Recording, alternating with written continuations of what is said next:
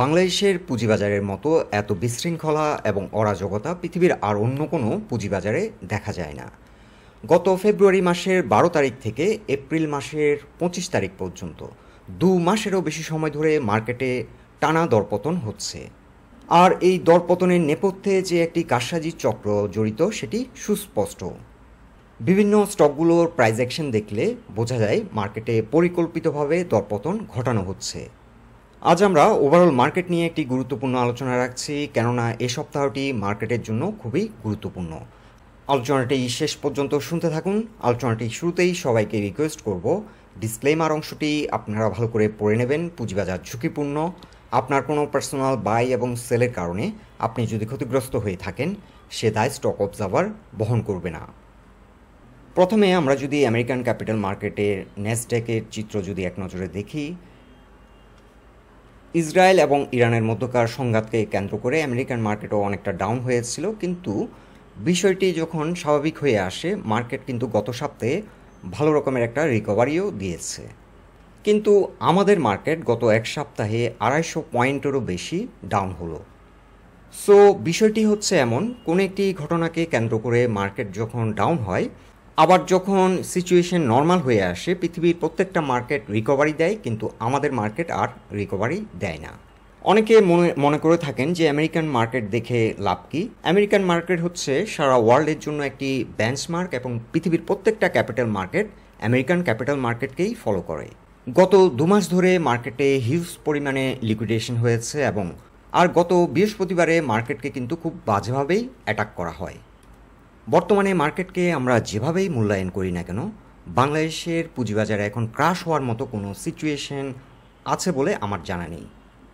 এখন টেকনিক্যালি মার্কেটের অবস্থান যদি আমরা দেখি, লাস্ট উইক মার্কেট আপডেটে আমরা জানিয়েছিলাম মার্কেটের একটি সাপোর্ট ৫,৬৪৪ পয়েন্ট এবং এখান থেকে ঘুরে দাঁড়ানোর একটা সম্ভাবনা ছিল মার্কেটে, কিন্তু আমরা এটাও বলেছিলাম যে মার্কেট ফার্দার ডাউন হতে পারে এবং মার্কেটের স্ট্রং সাপোর্ট হবে ৫,৫১০। সো এখন এই সাপোর্টটিকে এই সপ্তাহে রেসপেক্ট করছে কিনা এটি খুবই গুরুত্বপূর্ণ এই সপ্তাহের জন্য, কেননা এই সাপোর্টটি হচ্ছে মার্কেটের জন্য একটি স্ট্রং সাপোর্ট এবং এই সাপোর্টটিকে যদি রেসপেক্ট করে তাহলে এখান থেকে মার্কেট ঘুরে দাঁড়াবে। এখন আমরা একটি ফিবোনাচি রিট্রেসমেন্ট চার্ট ড্র করেছি এবং এই চার্টে আমরা যে সাপোর্টটি দেখতে পাচ্ছি সেটি হচ্ছে ৫,৫০৭ কিংবা ১০। আমরা মোর অ্যাকুরেটলি এটিকে অ্যাডজাস্ট করেছি, সেটি ৫,৫০৭ কিংবা ১০। এই সাপোর্টটি এখন খুবই গুরুত্বপূর্ণ এবং লাস্ট ট্রেডিং সেশনে এই সাপোর্টটির কিছুটা নিচে নেমে কিন্তু পরবর্তীতে রিজেক্ট হয়ে ৫,৫১৮তে ক্লোজ হলো। সো এখন এই সপ্তাহে দুটো পসিবিলিটি। এক, এই সাপোর্টটিকে যদি রেসপেক্ট করে এখান থেকে ইউ টার্ন নেয় তাহলে আমরা ধরে নেব যে মার্কেটের যে একটা কারেকশন সাইকেল সেটি টেকনিক্যালি কমপ্লিট হয়েছে, কেননা 50% রিট্রেসমেন্ট সাইকেলটি খুবই স্ট্রং একটি সাপোর্ট এবং এটি একটি সিগনিফিক্যান্ট কারেকশন, কেননা আমরা এটি হোল ট্রেন্ড থেকে লাস্ট টাইম মার্কেট যে পয়েন্ট থেকে র্যালি শুরু করে সেই পয়েন্ট থেকে আমরা পিন টু পিন অ্যাকুরেসির সাথে এই রিট্রেসমেন্ট চার্টটি ড্র করেছি এবং 50%-এর যে সাইকেল এটি খুবই গুরুত্বপূর্ণ বর্তমান মোমেন্টে। এখন দ্বিতীয় যে পসিবিলিটি, যদি এই সাপোর্টটিকে রেসপেক্ট না করে তাহলে কি হবে। এই সাপোর্টটিকে যদি রেসপেক্ট না করে পরবর্তী একটি সাপোর্ট হবে ৫,৩৮৬। এখানে একটি প্রাইস পয়েন্ট লেভেলের সাপোর্ট রয়েছে এবং তার কিছুটা নিচেও সাপোর্ট রয়েছে ৫,৪৬৫ লেভেলে। এখানে প্রাইস পয়েন্ট লেভেলে বিভিন্ন পয়েন্টের সাপোর্ট রয়েছে। যদি সেই সাপোর্টগুলো থেকে ইমিডিয়েটলি আবার কামব্যাক করে তাহলেও মার্কেট ঘুরে দাঁড়াবে এবং এখান থেকে মার্কেট রিকভারি দেওয়া শুরু করবে। এবং আমরা গত উইকে আরও একটি বিষয় বলেছিলাম, অন্য সময়ের তুলনায় এইবার সিচুয়েশনটি একটু ডিফারেন্ট হবে। অন্য সময় যখন মার্কেট তার কারেকশন সাইকেল কমপ্লিট করে তখন কিন্তু খুব কুইক রিকভারি দেয়, কিন্তু এবারের দিক থেকে বিভিন্ন ম্যাক্রো ইকোনমিক ফ্যাক্টর এবং অন্য বিষয়গুলো যেগুলো মার্কেটকে প্রভাবিত করছে তার কারণে হয়তো রিকভারি দিতে কিছুটা বেশি সময় নেবে অন্য সময়ের তুলনায়। সো এই সপ্তাহটি আমাদেরকে দেখতে হবে ৫,৫০০ এই সাপোর্ট পয়েন্টে মার্কেট কেমন আচরণ করে, আর এই সাপোর্টটিকে যদি কোনো কারণে নেগেটিভলি যদি কোনো কারণে এটি রেসপেক্ট না করে তাহলে মার্কেটের স্ট্রংগেস্ট সাপোর্ট হবে ৫,০৫৭।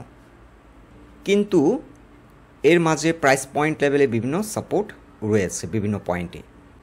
এখন আমরা দেখব যে স্টকগুলি লাস্ট ট্রেডিং সেশনে মার্কেটকে নেগেটিভলি এফেক্ট করেছিল। তার মধ্যে অন্যতম হচ্ছে প্যাটবিসি, ওয়ালটন, স্কোয়ার ফার্মা, রেনেটা, রবি, ইউনাইটেড পাওয়ার, লাফার্স, বিকন ফার্মা, ব্র্যাক ব্যাংক এবং আইসিবি।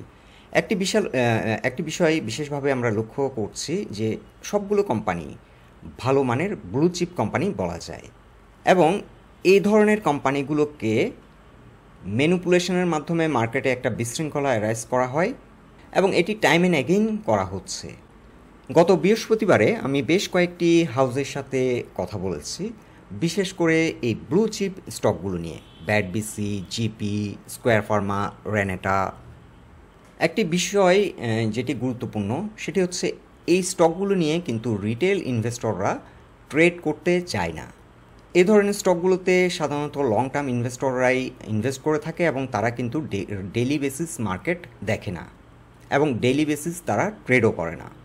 তাহলে এখন একটি গুরুত্বপূর্ণ কোশ্চেন হচ্ছে, এ ধরনের ব্লু চিপ স্টকগুলোতে কারা ডেইলি এত সেল প্রেশার ক্রিয়েট করছে? আমার পার্সোনাল ওপিনিয়ন হচ্ছে, যে পার্সনটার টাকা খুবই দরকার ছিল তিনি কিন্তু ফ্লোর উঠিয়ে নেওয়ার সাথে সাথেই কিন্তু সেল করে তিনি টাকা ক্যাশ করে নিয়েছেন, যার খুব ইমার্জেন্সি টাকার দরকার।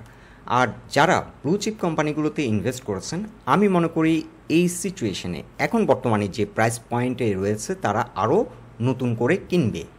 কেননা যারা ব্লু চিপ স্টকগুলোতে ইনভেস্ট করে থাকেন তারা দীর্ঘমেয়াদে ইনভেস্ট করে থাকেন এবং তারা জানেন মার্কেট যখন আবার ভালো হবে স্টকগুলো আবার ভালো প্রাইস অ্যাকশন করবে, এবং প্রাইস অ্যাকশন না করলেও এখান থেকে ওরা বছর শেষে ভালো ডিভিডেন্ড গেইন করবে।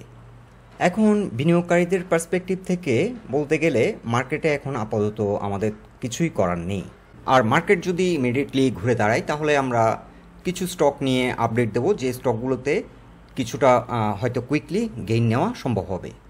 আমরা আশা করছি এই সপ্তাহ থেকে মার্কেট ঘুরে দাঁড়াবে এবং স্টকগুলো রিকভারি দেওয়া শুরু করবে।